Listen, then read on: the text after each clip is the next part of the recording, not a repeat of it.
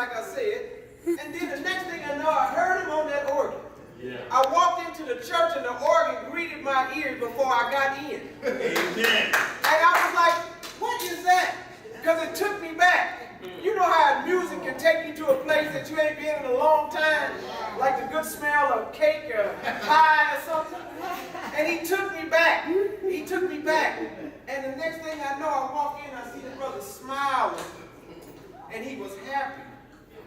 And his spirit of joy started leaking into the atmosphere through the music. And I was like, brother, because I had never heard him play the organ before. And I was like, man, that's his spot. When you on that organ, brother, I can feel a piece of you coming through the instrument. You know, I mean, I'm just being real about that. Please forgive me. First, give honor to God. All of our lives should mirror and emulate. And to each and every one of you, thank you for allowing me to stand before you today. It's an honor, privilege, and a pleasure to stand before you. Also to be here during this week of revival. As you know, revival really centers around helping take a people that's in a blues situation and rise up out of it. And you know, as black people, we have a long, peculiar, and particular history that ain't like no other group of people. Now, we got some other people right now that's going through some stuff that has some similarities to what we went through. But they're going through it for 4 months, in some cases 4 years. We went through this for 400 years of separation from parents, separation from children, low, bad, poor diets. Talk about sleeping on poor mattresses with just a little tin-foil blanket. We didn't have nothing to sleep on but the ground. I could go into that a little further, but I don't want to hurt people's hearts. I just want to let you know that if we got any tears to shed, we should shed them for ourselves first. And learn how to love everybody that's in here first and in our mirrors first. And then we share the love that we have to others, just like our brothers doing through that organ. Yesterday we were blessed to talk about water. I'm up here talking about water, and then the preacher get up here talking about it's hot up in here. The heat is on. Then he broke it down, and then he gave us his 3 points after he broke it down. Then he broke it down some more. Look at here.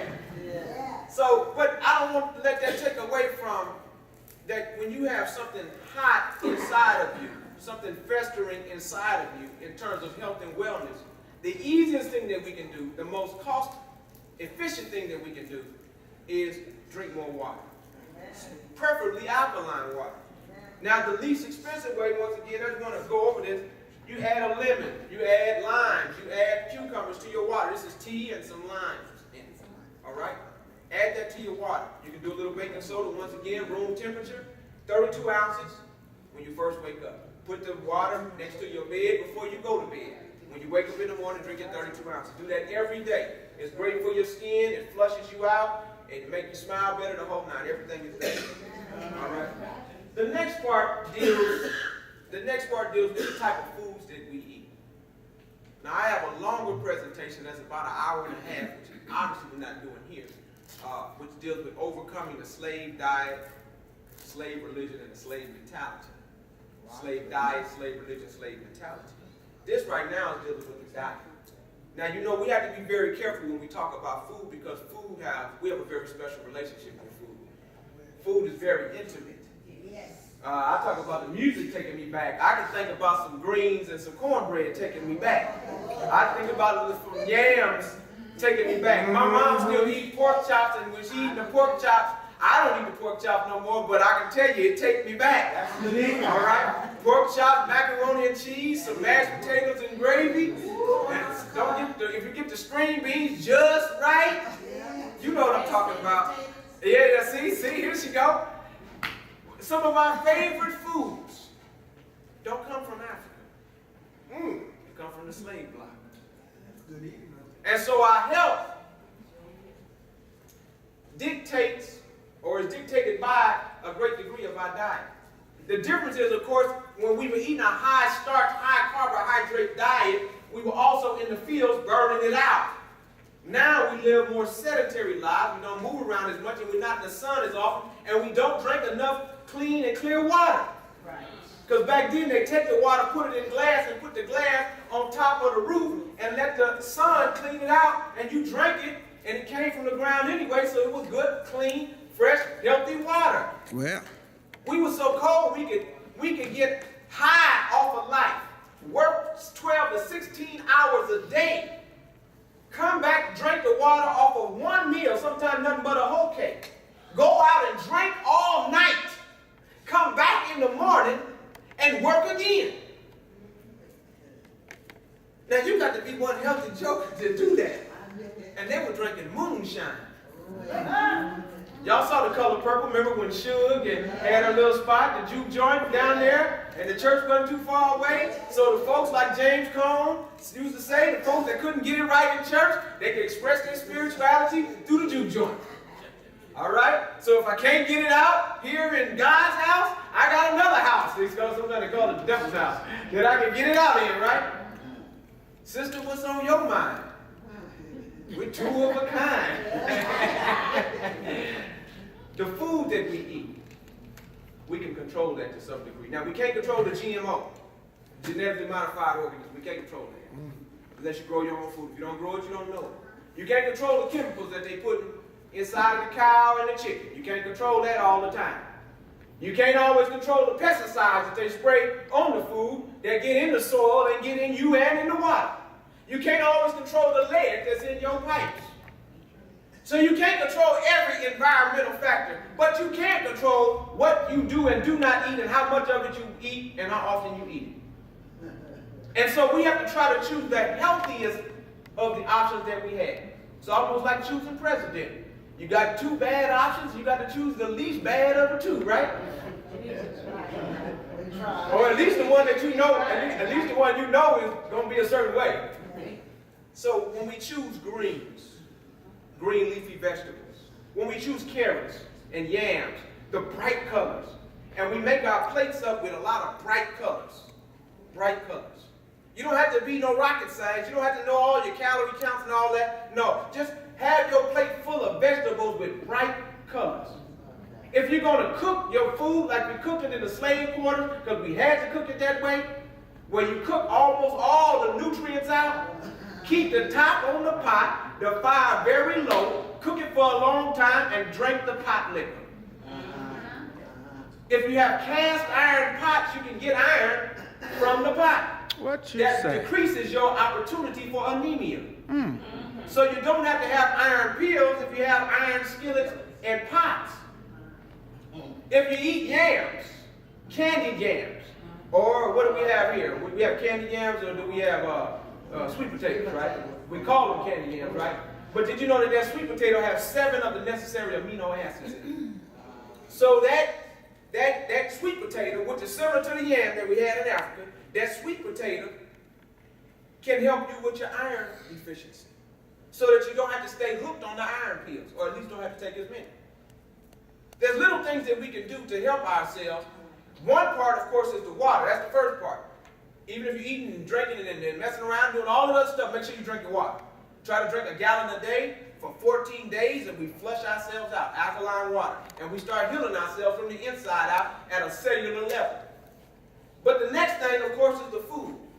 Now, we on a standard American diet. I wanted to touch on ADHD, but I'm not going to do it in front of the children, and the time will leave me. But the standard American diet is French fries, hot dogs, is meat with the wrong kind of fats, is Coca-Cola. Coca-Cola, is the soda with the high sugar content, is chili cheese. Yeah, and these things taste good, right? And if you do them in small amounts here and there, you can manage that. But when we do them every day and too often, and our children get addicted to those things, and we want our children to act right, we reward the children with the bad food. They do. See, this is like a sack of weed. It's like a sack of weed. This is like a little piece of it. Y'all see this? Y'all see this? Y'all see this? Sack of weed. This is just like having a little vial of crack. Yeah, see that? You see you reaching? And see, I take this thing and wave it around, and I had you doing this. I wave it up, wave it down, wave it to the side. You gonna follow me. This is dope. This is 8 times more addictive than cocaine. What you say? If you said, I'm going to get off of sugar today, you would literally go crazy. You would have withdrawal symptoms. Then you find out that the Ritalin and the Adderall affects the brain of the children the same way that cocaine affects the brain of adults. And you find out that if you sit a child in front of the video game for a long enough time, Grand Theft Auto and the other video games, they stimulate the brain the same way as the sugar and the crack. And you find out that when the people want to get off of crack and they can't get a hold of crack, all they got to do is get a handful of candy. That's good eating. Because the crack and the candy and the dope that the doctor and the nurse and the counselor is giving your child have a similar relation to one another. And all of it is designed to get you addicted, to stay dependent upon the same people who hate your guts that separated you from your children in the first place. Well, you say, well, what Jesus got to do with that? You think you're going to be right just from eating right and jogging? Do you think you're going to be right just from eating right and jogging? I'm telling you, a hug go a long way. Because eating right and jogging don't stop a heart attack from stress. Eating right and jogging don't stop a broken heart from a relationship gone bad. Eating right, drinking good water, and jogging and working out cannot replace what it means to come together in fellowship with family and communion and community. You can't have one without the other. You need all three: the mind, the body, and the spirit. That's right. That's right. You say, well, what Jesus got to do with eating kale? What Jesus got to do with jogging? What Jesus got to do with drinking water? We don't need to hear about that up in here. Oh yeah, you do need to hear about that. You do need to hear about that. We need to hear about all of it. Not just where Jesus is over here in isolation. That's right. The workout is over here in isolation. And the good and healthy eating is over here in isolation. Oh, when your Bible will teach you that when they gave Levitical laws, the Levitical laws govern all of that. And Jesus said, I came not to break the law, but to uphold the law. I did not come to condemn the world, but save it from its own. All right? Now, this is part of mending the broken heart. It's by getting our diets right. It's by drinking clean, alkaline water 32 ounces early in the morning. Getting a gallon a day. It's hard to work up to that gallon, but once you do, healing is going to take place from the inside on the cellular level. You can overcome this. Now that don't mean you won't ever have no hankering for something. Yeah, you're right. And I'm going to be very honest with you. When you feel the Jones come on you, and the Jones is so strong you can't get your work done, you can't focus on your children, you can't get you need to go and just get your little sugar snack crack and satisfy your urge. That's right. And go back to work. That's right. You need to get your fix. That's right. Because it's set up for you to be addicted to it. Now, what'll hurt your heart is when you find out that the pharmaceutical company is in bed with McDonald's. No way. That's what'll hurt your heart. That's what'll hurt your heart. What'll hurt your heart is when you find out that Michelle Obama, our queen, our political queen, I should say, will come out and say, we got to get these children healthy. We got to do something different about the diet. We got to change the diet up in the school. And she's talking that, and then the next thing you know, she got pushed back behind the scenes and in front of the scenes. And then she stopped talking about changing the stuff in school as much as started talking about exercise and working out. Now, you know, exercise and working out is good, but exercise and working out don't take the place of leafy green vegetables, of a lot of colors on the plate, of changing what you put in that milk, of all that excess sugar. Okay, jogging don't take the place of that. Why did Michelle Obama change her tone? Why? Because she's evil? No. No. Because she hates children? No. Because the heat was on. Yeah. See, the heat was on. You say, what this got to do with Jesus? Oh, yeah. It got a lot to do. See, you say you won't bow down. You say, I won't be like Shadrach, Meshach, and Abednego. No. Okay.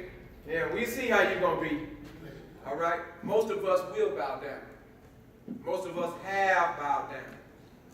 But if we want to stand up and resist, sometimes we don't have the wherewithal and the resource capacity to resist out loud. So how do we resist best? We drink our water. Water. That's a form of resistance. You don't see it that way, but it is. Mm. When we hug each other and love each other in a genuine way, that's a form of resistance, but we've been taught to hate ourselves. When we compliment each other for our hair and our noses and our lips and our teeth and our skin, that's a form of resistance. When we eat with all these different colors on our plate and we resist this sugar snack crack, that's a form of resistance. So maybe you can't be like Shadrach, Meshach, and Abednego and stand up and face the king. You might have to bow down, but you can still resist. Let's be part of that resistance, starting with the upliftment of our own health and wellness, realizing that that connects to the greater freedom struggle and what it means to love ourselves. And through that love that we have for ourselves, that resistance, that freedom struggle, we connect it to Almighty God. All of it work together. Thank you for your time.